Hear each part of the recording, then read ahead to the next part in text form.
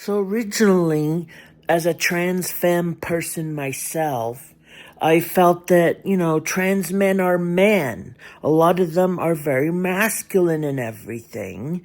So they shouldn't go into women's spaces.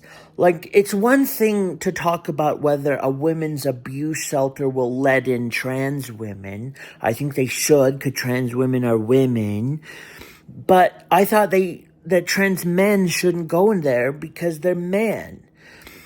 And that was all whatever, but then I talked to a whole bunch of trans men online, and I noticed that a lot of them really, really felt that trans men should be allowed into women's spaces, including like very private spaces like women's abuse shelters.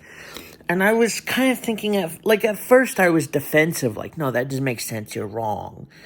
But then later I was like, why do so many trans men have the exact same opinion on this? That they should be allowed in there. Like, they're trans men. I thought they would accept that they would go to men's spaces. Like, they would want to be billionaires or rednecks or high-paid athletes or something like that. But then, okay, so I did something crazy. I went on Google and I did research into what are the statistics of trans men and trans masc non-binary folks getting abused versus trans women and trans femme non-binary folks getting abused. And what I found is pretty crazy. So trans women do get abused at much higher rates than like cisgender people, but trans men get abused at even higher rates according to a lot of studies. So I'll show some screenshots of some studies that I found right now.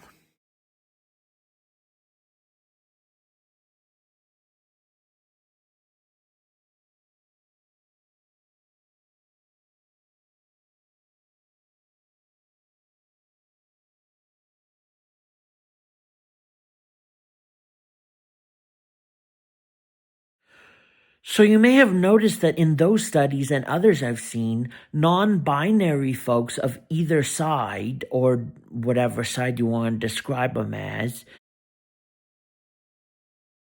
have very high rates of abuse too, just like trans men. So it's kind of like trans men and non-binary folks really want to be in women's spaces for safety. That's why they want to get into places like women's abuse shelters, is for safety from abusers. So I think if that's what they want and it makes them safe, then maybe it's okay. Maybe it's fine, and we should make space for them in women's spaces. And it's not like I can really say, oh, I'm so always just welcomed into women's spaces, because there's a lot of transphobia against trans women and trans feminine people too. So in that sense, we have solidarity with, each other.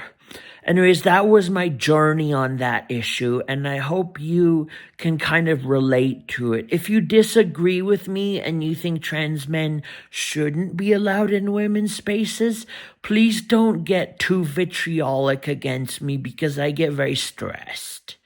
Now, admittedly, because trans men are men, they do sometimes, I guess, get kind of motivated by the patriarchy to be buttheads.